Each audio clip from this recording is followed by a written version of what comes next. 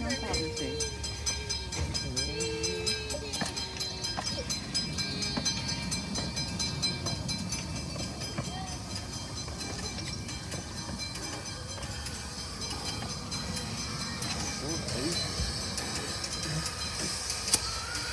No.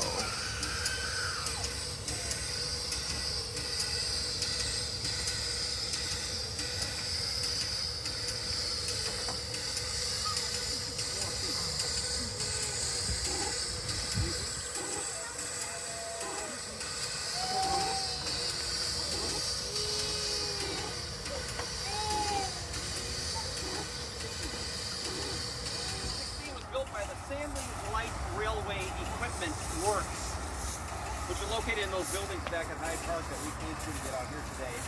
The Stanley's built 1916 for the Milwaukee County Zoo in 1961. Although 1916 is about a third the size of this type of locomotive that was standard or usual in fast passenger service, about 1900, 1910. Think Metro, you know, this engine would pull commuters to Chicago and take them home at the end of the day. Take vacationers from Milwaukee up to Minocqua, you know, up there. And so although it's a third of the size of those locomotives, it's authentic in every way. Works just like a steam locomotive back then. Basically, you boil water to make steam to turn the wheels and pull people and products down the track. And so it starts in the back in what's called the firebox.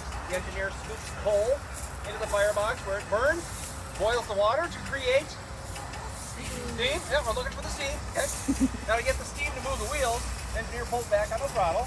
That allows steam to go through pipes to the front of the locomotive to the steam chest. Inside the steam chest is the piston. The steam is pushing the pistons back and forth. So the piston rod's connected to the main rod. Main rod's connected to the side rod. Side rod's connected to the wheel. All right. 90% of the time people don't get that. We hear high, high bones, that kind of thing. So anyway, so we take this motion, turn it into this motion, and away we go down the track. The used steam goes up the smokestack and makes that chugga chugga chugga sound that we all know and love. That'll draft the fire to make the fire burn hotter so that we can make more steam. Now, you're probably asking yourself, we're using up water to make steam. How do you get water back into the boiler? Well, you just can't open the top like it's a coffee maker and pour more water. It's under pressure, right? So there's a device right here called an injector, and the engineer can use the power of steam from the boiler itself to take water from the tender.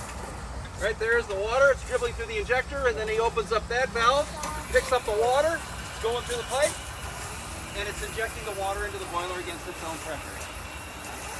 Kind of cool. So we keep the water at about midpoint in the boiler, not too high, not too low, and it's a constant balancing act of keeping the fire hot, keeping the water at the right level, keeping the pressure in the right zone. It's different every trip based on how many coaches are hooked up, how many people are on the train, and so forth. But basically, the technique and the technology didn't change all that much in the 150 years that steam locomotives were operating. And not too many of these are operating anymore, whether big or small. But we're here as a preservation society to tell you that story and to give you a train ride behind a steam engine. So, glad you came out today. What we're going to do now is engineer Ken's going to get onto the turntable. I'll turn him around so we can couple up to the back of the train for the return trip to Hyde Park. I'll tell you a little bit more about the railway while he's doing that, and then we'll get back on board. All right? All right.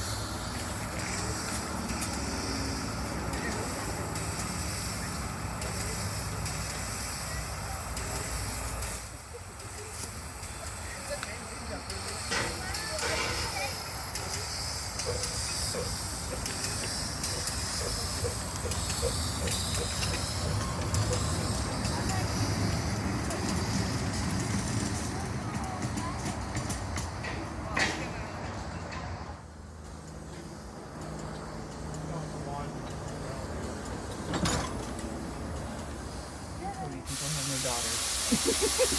That's nice. For all the girls.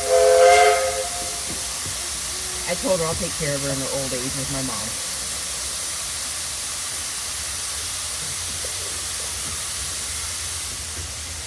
Yeah, I remember I watched a documentary several years ago, and I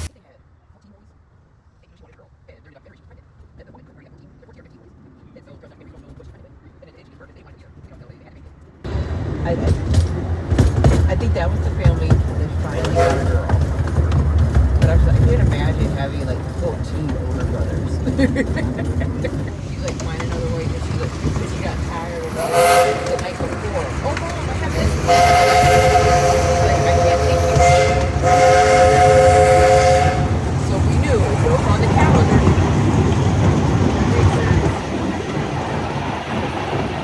Imagine when I hear people that were like,